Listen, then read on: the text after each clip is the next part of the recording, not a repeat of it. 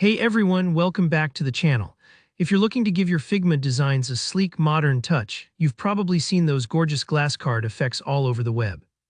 In today's tutorial, I'll show you exactly how to create that eye-catching glass card look in Figma from scratch.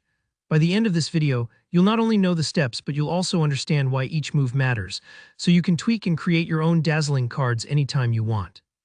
Alright, let's jump right in and start designing. First things first, we need the main shape for our glass card, so go ahead and add a rectangle to your canvas.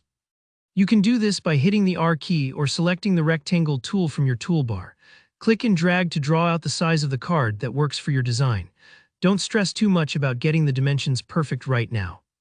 You can always adjust it later to fit whatever you're working on. Next up, let's soften those edges a bit. Sharp corners tend to feel harsh, and with glass morphism, we're aiming for a smooth, almost frosted appearance. So head to the corner radius setting. You'll find this in the right-hand panel. Try setting it to something like 20 or even 30 pixels, depending on how rounded you want those corners.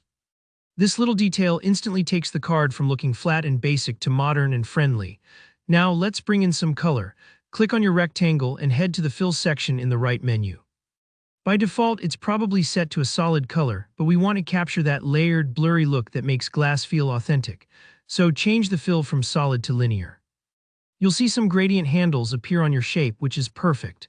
For this glass effect, both ends of the gradient should actually be set to white. That's right, just pure white on both ends. But here, the trick. Adjust their opacity down. Start with something like 20% on one end and 40% on the other, but don't be afraid to experiment until it feels right for your background. The transparency is what really sells the glass illusion, as if light is passing through the card and catching just the hint of color beneath it. Alright, now it's time for some magic. Head over to the Effects panel, which you'll also find on the right sidebar. Click the drop-down and select Background Blur.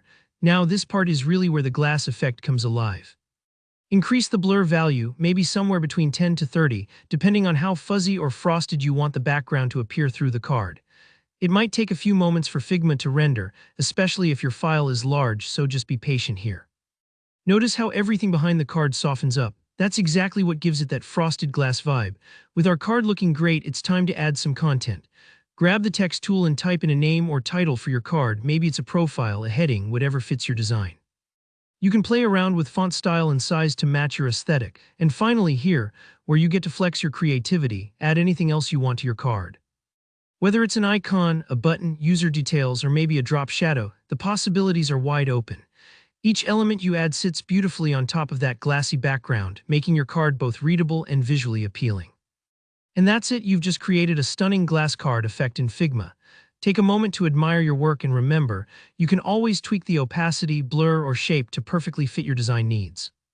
If you found this tutorial helpful, go ahead and give it a thumbs up, and let me know in the comments if you have any questions or want more Figma tips. Don't forget to subscribe for more tutorials just like this. Thanks for watching and happy designing.